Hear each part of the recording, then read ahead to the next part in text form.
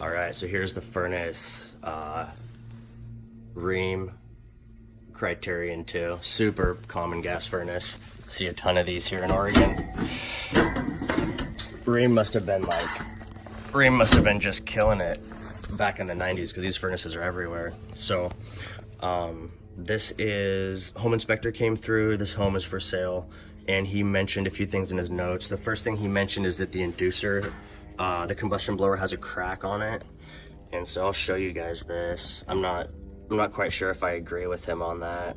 Well, it's right there. I mean, there is a crack, you know, you can kind of see it, but it's just coloring. I mean, it's not really separated, but that's the crack. So gonna get the homeowner pricing on that. Then the other thing the homeowner recommended is this insulation for the insulation for the second floor. The supply ducting, that's loose, so I'm gonna retape that up. And then the third thing he recommended, which is kind of strange, is inside this return plenum, which, I mean, I don't think you even really need to have a return plenum insulated anyway, as far as I know. But let's see, let me get some light going. Oh, I can't do it with the video, really? Okay. I'll have to get my trusty mag light, or my stream light, I should say. Okay, so inside the return plenum, you know, it's got that black insulation on all the sides, and so on this side it's missing. And you know why that is? You know, it's because they changed the filter, and it just, over time, it started peeling back, and eventually some homeowner got sick of it and just ripped the whole piece out. So, I mean, I don't really think it's a big deal. Like, the filter, it still pretty much fits, you know, pretty snug. But anyway, he wants me to replace that insulation. And so, I mean, I don't know what to do about that. I called the supply house, Gensco. They only sell that in 100-foot rolls, which is like $400.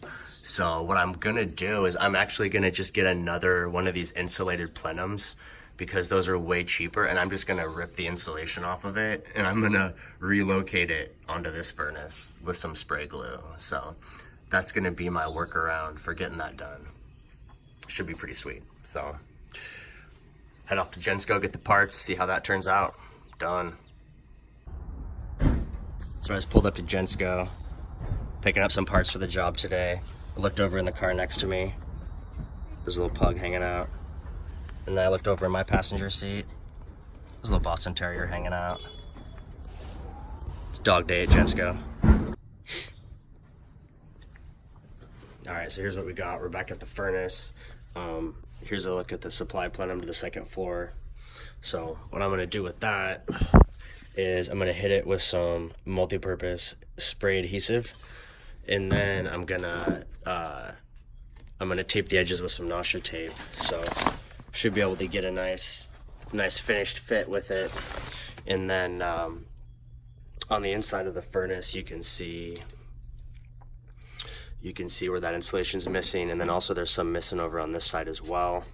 So I'm going to attempt to repair that kind of the same route. I'm going to use the spray adhesive, and then additionally I got this return can, and so insulated can, so it has these little tabs, but these tabs just break off. You can see up here I already snapped one off, so those tabs just break, and then the insulation itself, you know, you can just peel it right off. So I'm basically going to transplant this into that furnace cabinet. And then I also got some screws and some big washers that look similar to this. So I'm actually going to run screws and washers in on top of the insulation into that existing plenum. And I believe that will be a super duper job to secure that down for him. So those are the two things we're working on today. We'll see how it goes. I know it's gonna be a pain in the butt to try to get up in here and get that stuff in place. So I don't know, man, we'll see. Wish me luck. All right, time to do work. Get this plenum all cut apart. Bam. All right.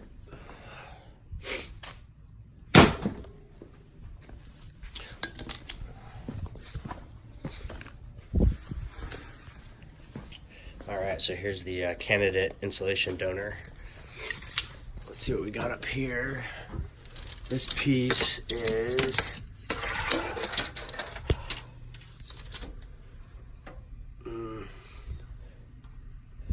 it's about 13. By the time we account for that other piece in the back, probably 12. And then what's the height on this bad boy? Let's see. 17. Height is 17, so I need about a 12 by 17 piece. Let's see what we got here. That guy's 10. What's this guy? Yeah, that guy's a little over 12. How about length? 12 by 19, that's it. So this is gonna be our donor piece. So we're gonna pop all those bad boys off. Show you guys how we roll. Bam, look at that. It's like nothing. You just get under it, give it a little wiggle, and it's out.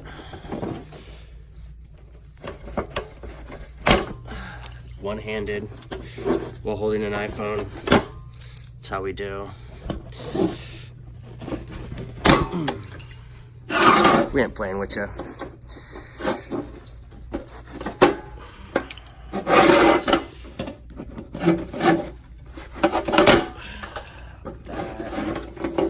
Bam. There we go. Let's find the bad boy. Just give her a little gentle peel. There we go. Look at that. Ready to rock.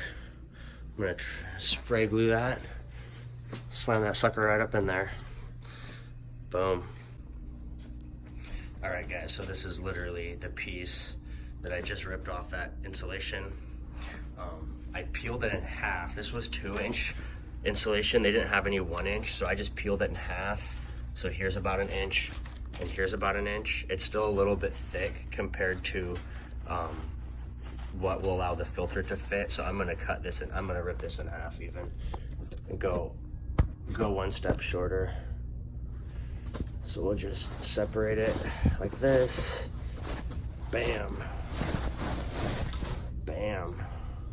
So there we go. 2 pieces. Now that's looking better. That's looking more like 1 inch of insulation. So now I'm just gonna hit this with spray glue, slap it up in there, we'd be straight.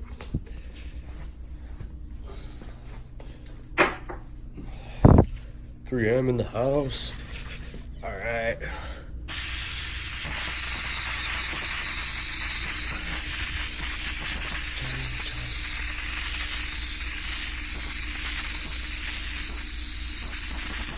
Yeah, boy. Soaking it. Just soaking it. All right. Put that back on my shelf. So there we go. Let it sit for a minute, and then I bet we'll see how that fits. I bet you it's just gonna. I bet you it'll just slide right in. But we will find out. Let's see if I can prop my phone up somehow.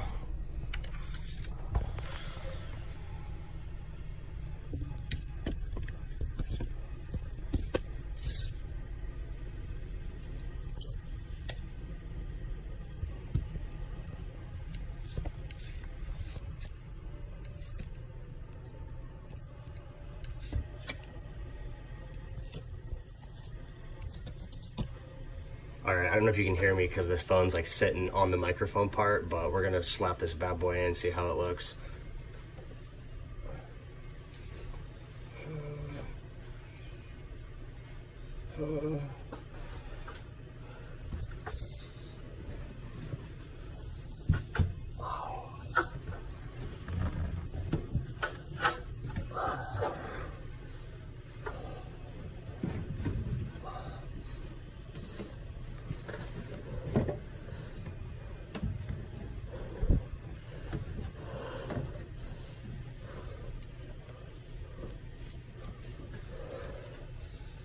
Ooh, caught myself on a little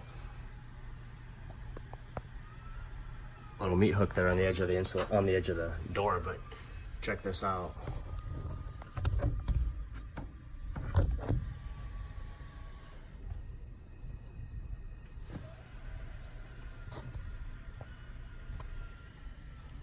Look at that.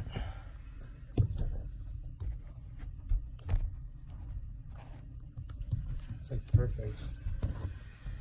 You literally can't even tell. And then I'm gonna shoot some screws in where those old fasteners were, just to ensure it doesn't like slip down.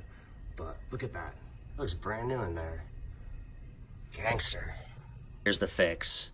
In order to make the insulation look pretty like that, I'm gonna replace these rivets that come on the insulation with, from Home Depot, these washers, and then of course sheet metal screws. So here's the finished product, right? It looks almost identical.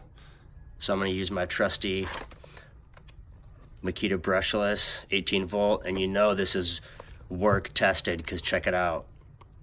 If you don't have the true blue pipe dope on your drill, or do you even HVAC? I told you guys, I cut myself almost every day, and I just wanted to show you guys, I ain't even playing with you. I literally just caught this on the edge of that filter access door. Just stabbed it right open. The funny thing is I came in here with gloves. I came in here with these awesome gloves, and I literally wore them for like 10 minutes, and then I was like, I can't feel anything. And I just took them off. So I'll just deal with the pain. All right, here we go. Insulation in place. We've got the screw and washer system in there holding it in place. So looks really good. Now I just gotta go ahead and I'm gonna swap out the bottom piece on this side, and I'm gonna call it a day. All right, here we go. About 15 minutes passed. Got that piece of insulation up, and then I got one on the opposite side. Got the screws in there, almost like factory. So now we got a fully insulated return plenum. And I actually, on the top, I just overlapped the old existing insulation. So insulation on insulation, there we go. Done deal. And then here's the here's that supply duct that I ended up sealing up. I pulled all the foil insulation back, spray glued the hell out of it, stuck it all down, and then hit the edges with Nashua tape. So it's looking clean. Hopefully that makes the inspector happy. Homeowner's gonna wait on this cracked inducer and see about that one. So good job today.